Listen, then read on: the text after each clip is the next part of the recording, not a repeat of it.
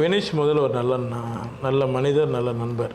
First of all 17 இயர்ஸுக்கு முன்னாடி, ஒரு 17 வருஷத்துக்கு முன்னாடி தீக்குளிக்கும் பச்சை மரம்னு நண்பர் பிரச்சனை வச்சு ஒரு படம் டைரக்ட் பண்ணார். அந்த படத்தில் மதோ பட்சர் கேமராமேன். அதில் நான் வந்து ஒரு சின்ன ரோல் பண்ணேன். ஞாபகம் இருக்குங்களா? இருக்கு. ஒரு சின்ன ரோல் பண்ணும்போது எம்எஸ் பாஸ்கர் எல்லாருக்கும் அண்ணா காம்பினேஷன்லாம் பண்ணோம்.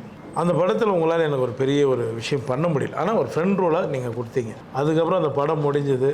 அதுக்கப்புறம் என்ன நடந்தது உங்களுக்கும் தெரியும். நீங்கள் போராடி தான் அந்த படத்தை ஸ்டார்ட் பண்ணி வெளியே கொண்டு வந்தீங்க. அதுக்கப்புறம் உங்களை நான் ரொம்ப வருஷம் ஆச்சு பார்த்து. அதுக்கப்புறம் நீங்கள் போயிட்டீங்க கேரளாவுக்கு போயிட்டு, அப்புறம் இன்னொரு படம் பண்ணீங்கன்னு கேள்விப்பட்டேன். 8 வருஷத்துக்கு அப்புறம் உங்களை கூப்பிட்ட போது அப்போவுமே உங்களுக்கு ஞாபகம் வந்து என் குரல் பார்த்த போதே காதில் வாங்கும் போதே உங்களுக்கு ஞாபகம் வந்துருச்சு. ஆமாம், நான் சொல்லுங்க தான். ஆமாம், நான் 8-9 வருஷத்துக்கு அப்புறம் எனக்கு அவர் வாய்ஸ் எனக்கு கேட்ச் பண்ணி சொல்லுங்கள் வினிஷ் சார்னு ரொம்ப ஆச்சரியப்பட்டார். இல்லை உங்களை நான் மீட் பண்ணோம் அப்படின்னு சொன்னார். சரி ஓகே வாங்க மீட் பண்ணலாம், என்ன மேட்ரு அப்படின்னு சொல்லி நம்ம ஏவிஎம்மில் மீட் பண்ணோம். உங்களோட பிரச்சனைகள் கொஞ்சம் இருந்தது, அதை விட்டுருவோம். அந்த கொரோனா டைம்லாம் ரொம்ப நீங்கள் லாஸ் ஆகிருக்கீங்க. ஒரு படம் பண்ணணும்னு சொன்னார். அதுக்கு விநாயகர் தான் சாட்சி. ஏவிஎம் விநாயகர் தான். அது முன்னாடி தான் நின்று பேசணும். மழை வந்தது.